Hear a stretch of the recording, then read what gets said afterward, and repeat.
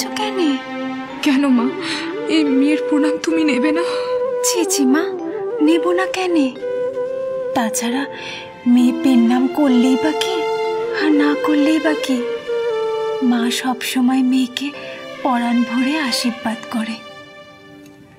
চিরসুখী হও মা, চিরয়তী হও। শুনেছি ঠাকুর তোমার ওপরে সমস্ত ভাইয়ের দায়িত্ব দিয়েছেন। বড় দিদি হয়ে জমির দুয়ারে কাঁটা দিয়ে সব ভাইদের সামনে রেখো মা। আমাকে তুমি ক্ষমা করে দাও মা, আমি না বুঝে না জেনে তোমাকে অনেক ছোট বড় কথা বলে ফেলেছি।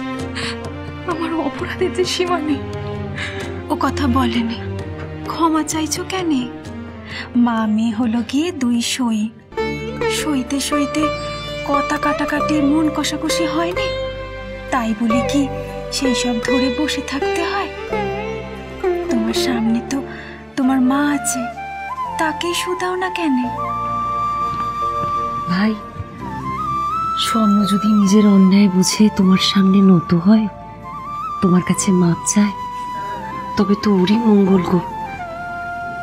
সেবার দক্ষিণেশ্বর মন্দিরে দাঁড়িয়ে ও যেসব ছোট বড় কথা তোমাকে বলেছিল, আমি জানি তুমি তেমন মানুষ নও যে সে কথা ধরে তুমি বসে থাকবে, কিন্তু তারপরেও ওকে তো ওর ভুল বুঝতে হবে, তাই না? আর অনুতাপের আঁচে নিজের আত্মাকে যদি শুদ্ধই করতে না পারে, তবে আর জীবনেও কেমন করে এগোবে? কিন্তু থাক ভাই, স্বর্ণর কথা থাক। ভাই, আজ আমি তোমাকে দেখতে এসেছি। আমি জানি এই মুহূর্তে তোমার মনের উপর দিয়ে কেমন দুর্যোগ বয়ে চলেছে। মেয়ে মানুষের স্বামীর শরীর অসুস্থ থাকলে তার যে মনের অবস্থা কি হয়, সে তো শুধু বোঝে একজন ভুক্তভোগী। নরেনের বাবা গত হবার খবর পেয়ে কতবার ভেবেছি তোমাকে একটিবার দেখে আসি, কিন্তু দিদি আমি যে বাইরে কোথাও যাইনি গো। আমাকে তুমি ভুল বুঝো না দিদি।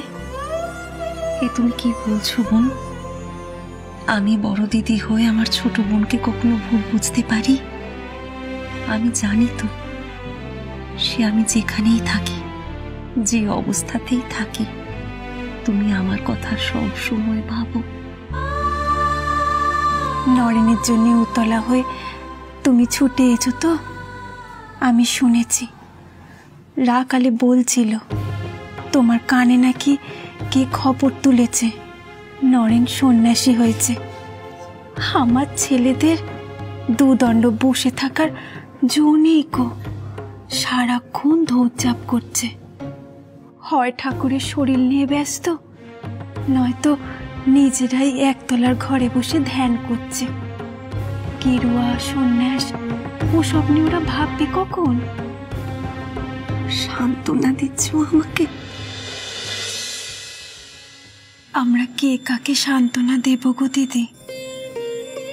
তুমি বলবে আমার স্মৃতি যেন চিররাঙা থাকে, আমি বলবো তোমার সন্তান যেন তোমার কোলে থাকে।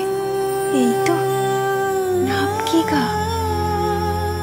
আমরা চাইলেই কি তা হবে, নাকি আমি কইলেই তা ফলবে?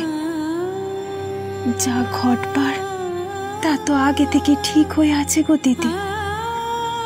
নিয়তির খেলাকে আমরা কেউ রুখতে পারবো না গো দিদি, কেউ পারবো না।